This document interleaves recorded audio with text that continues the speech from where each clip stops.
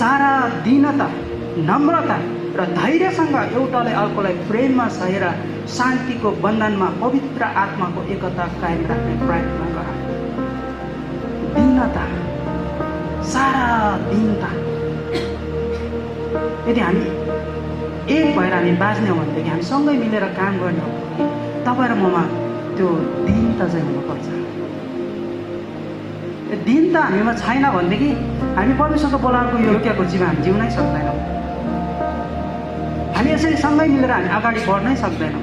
अब दीनता भनेको चाहिँ के हो? दीनता भनेको चाहिँ आफूलाई सधैँ विनम्र तुल्याउनु, सादा र सरल रूपमा प्रस्तुत गर्नु, घमण्ड नगर्ने, अहङ्कार नगर्ने, तर अरूलाई जहिले पनि आफूभन्दा ठुलो ठान्ने, त्यो चाहिँ के हो? दीनता हो। आज हामी संसारलाई हेर्छौँ भने संसारले चाहिँ घमण्ड मन पराउँछ, आत्मा प्रशंसा, सेल्फ प्रमोसन चाहिँ मन पराउँछ, तर परमेश्वरले चाहिँ नम्रता, विनम्रता, दीनता खोज्नुहुन्छ। आमेन। त्यसै कारणले गर्दाखेरि मत्ती 5:3 यसरी लेखिएको छ, धन्य आत्मामा दीन हुनेहरू, किनभने स्वर्गको राज्य तिनीहरूको हो। दीन भनेको आफूलाई गरिब तुल्याउनु क्या, आफूलाई विनम्र पार्नु। अनि जसले आफूलाई विनम्र पार्छ, आफूलाई दीन तुल्याउँछ, परमेश्वरले चाहिँ तिनीहरूलाई माथि उठाउनुहुन्छ। आमेन। परमेश्वरले तिनीहरूलाई रोज्नुहुन्छ। 2 जना व्यक्तिहरू मन्दिरमा प्रार्थना गर्नको निम्ति जान्छ। एउटा चाहिँ फरिसी, एउटा चाहिँ कर उठाउने।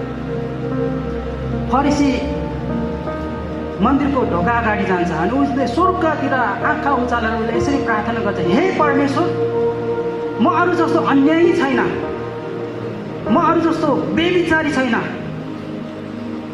म हप्ताको 2 पटक म फास्टिङ बस्छु, उपवास बस्छु, सबै कुराको दशांश म दिन्छु भनेर उसले प्रार्थना गर्छ।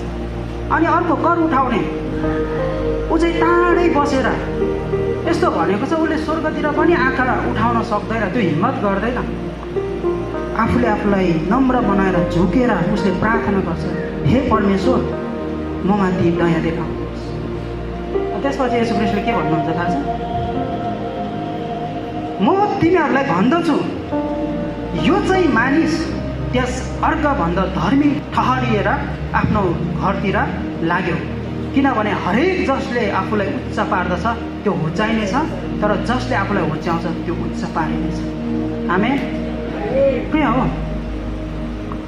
तपाईँ र मैले घमण्ड गऱ्यो भने, हामी आफूले आफूलाई हामी माथि उठायो भनेदेखि हामीलाई परमेश्वरले रोज्नुहुन्न। त्यो किसिमको जीवन व्यवहार परमेश्वरले मन पराउनुहुन्न। त्यो किसिमको जीवन व्यवहारले परमेश्वर प्रसन्न हुनुहुन्न। तर आफूले आफूलाई विनम्र तुल्याएर, आफूले आफूलाई दीन तुल्याएर हामी परमेश्वरको अगाडि हामी जान्छौँ भनेदेखि परमेश्वरले त्यो व्यक्तिलाई चाहिँ माथि उठाउनुहुन्छ। आमेन। त्यो व्यक्तिलाई परमेश्वरले माथि उठाउनुहुन्छ। एकचोटि येशूलाई हेरौँ न, येशू परमेश्वरको पुत्र, तर उहाँले के गर्नुभयो? आफ्नो चेलाहरूको खुट्टा धुनुभयो, राजाहरूका राजा सेवा गर्न झुक्नुभयो। विश्व ब्रह्माण्डको मालिक, सारा सृष्टिमा उहाँ ज्येष्ठ हुनुहुन्छ। सबै कुरा उहाँकै हो, उहाँकै लागि बनाएको कुनै पनि थोक उहाँ बिना बनिएन, तर उहाँ झुक्नुभयो। आमेन। उहाँ झुक्नुभयो र मानिसको सेवा गर्न उहाँ पृथ्वीमा आउनुभयो। त्यो चाहिँ दीनता हो। अनि तपाईँ र ममा पनि त्यो दीनता हामीले एक अर्काप्रति हामीले देखाउनुपर्छ।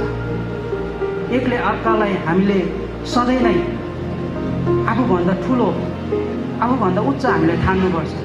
म जस्तो कोही पनि छैन, मैले जस्तो बजाउन कोहीले पनि जान्दैन, मैले जस्तो प्रचार गर्न कसैले पनि जान्दैन, म भएन भने केही पनि हुँदैन। त्यो किसिमको व्यवहार हाम्रो भयो भनेदेखि हामी एकता जिउन हामी सक्दैनौँ। प्रभुको निम्ति योग्यको जीवन हामी जिउन सक्दैनौँ। तर हामीले जहिले पनि अरूलाई आफूभन्दा उच्च हामीले सम्झ्यौँ भनेदेखि, ठान्यौँ भनेदेखि, आफू नम्र भएर एकले अर्काको सेवा गर्यो भनेदेखि परमेश्वरले त्यो व्यक्तिलाई चाहिँ माथि उठाउनुहुन्छ। आमेन।